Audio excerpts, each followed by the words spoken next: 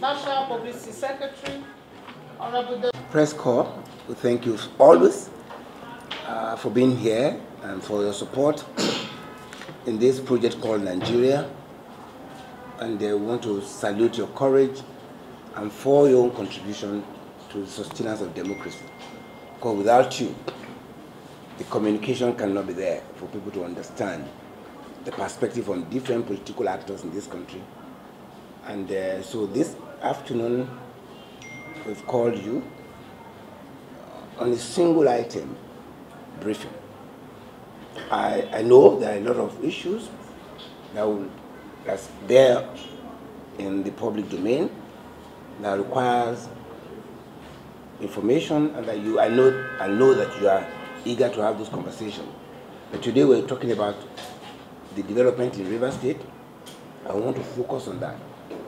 And I want to give you my assurance that there will be, by early next week, because tomorrow and next I won't be in town, we'll have a whole hour at your instance, a full briefing on all issues. I know there's several issues that are pending. The regime of imposition of crazy taxes on Nigerians and a whole lot of other things. The insecurity, the coastal road, I know these are many issues that we need to talk about. And of course, our own party. So I just want to thank you for coming, and then we can go to the text of today's conversation. And we are saying to the APC, perish the thoughts of forceful takeover of Rivers State.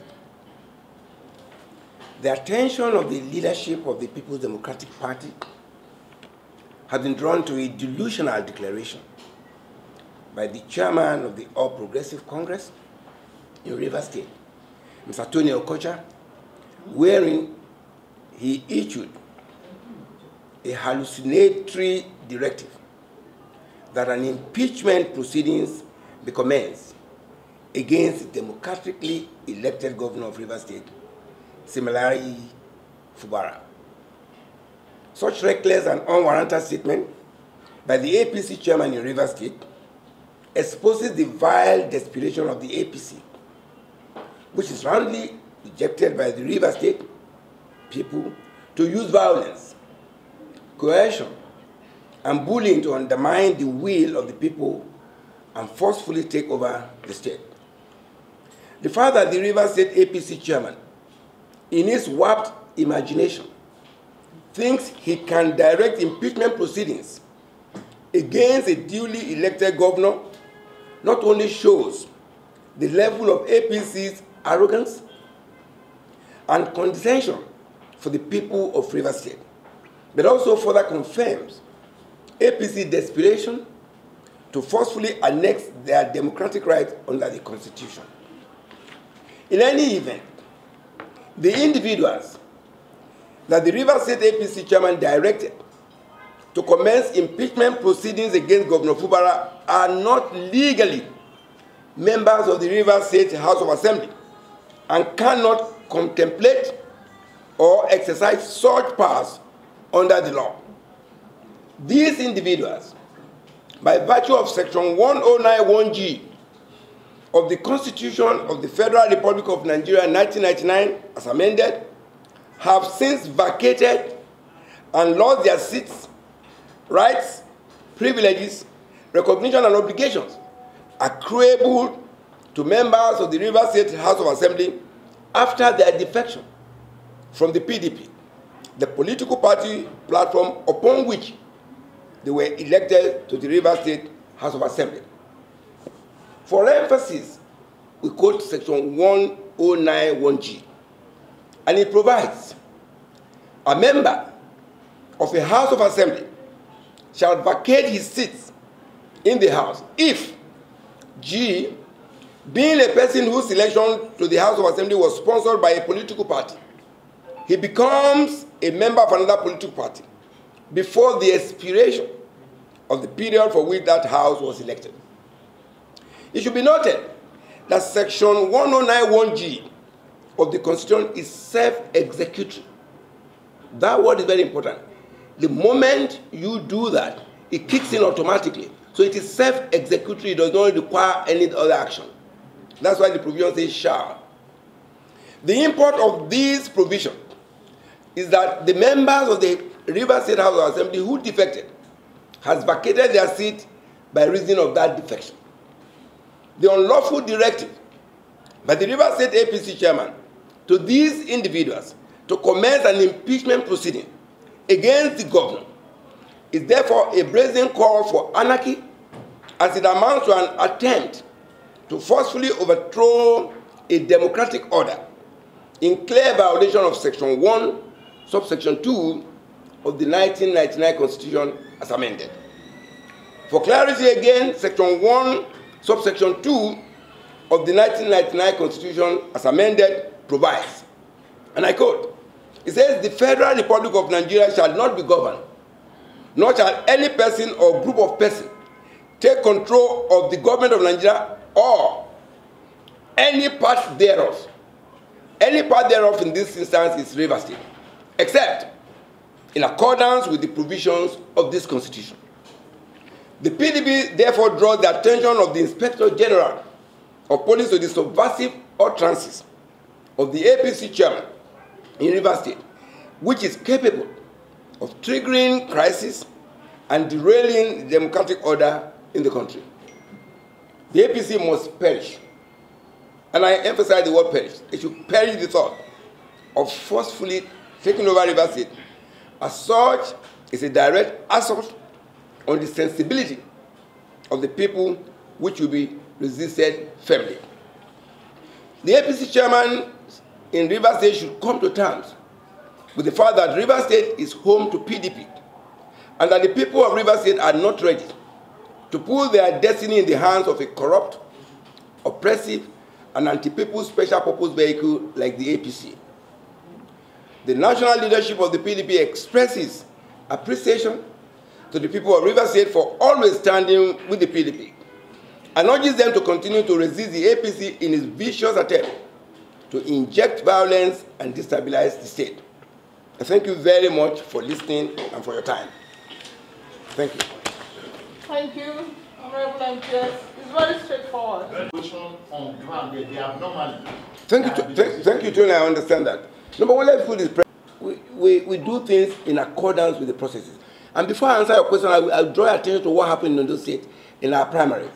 The primary of the PDP has become a benchmark for how to conduct a democratic process of electing a candidate. The APC, in contrast, you can see, they have no order. That's why we describe them as special purpose vehicle. In any event, this matter is before the court. We are law-abiding, and we have filed all processes necessary to join issues. In fact, I have a document here which is actually part of the document that we filed as a party in that case. And this is just a further affidavit that we filed in court. So the matter is in court.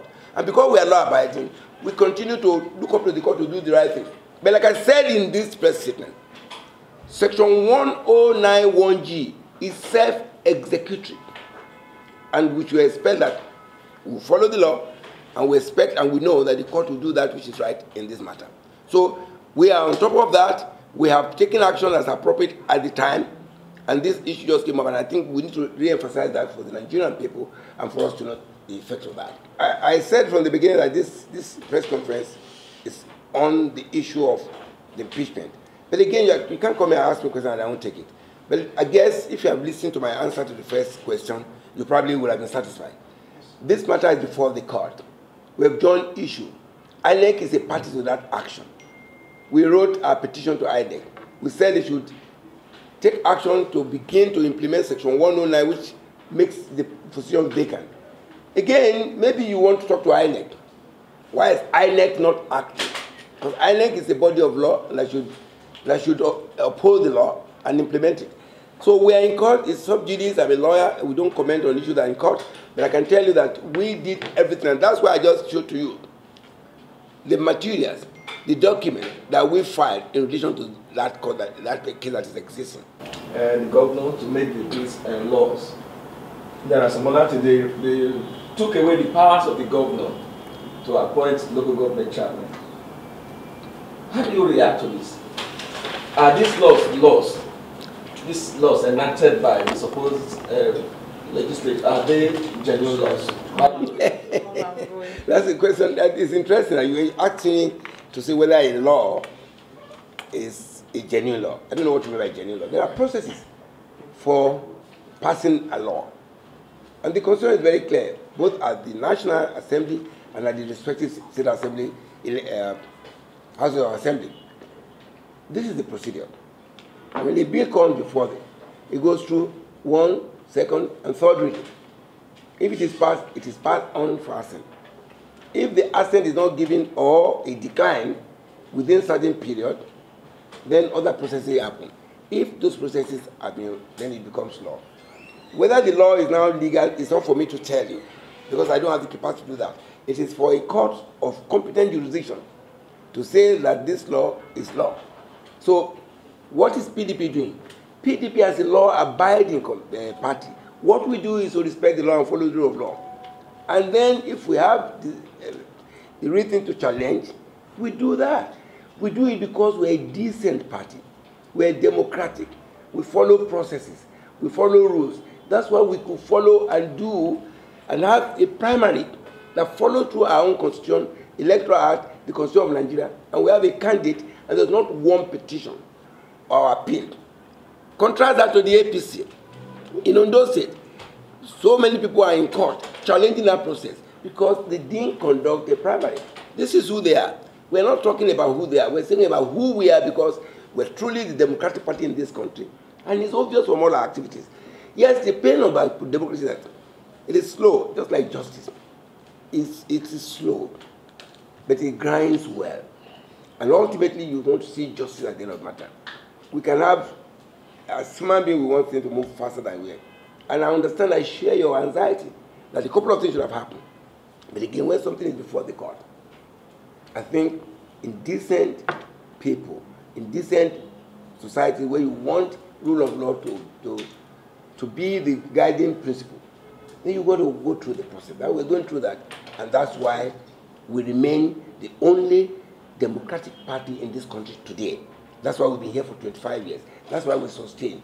And in challenges, we have capacity to come up alive. And that's why you see the PDP is bouncing back.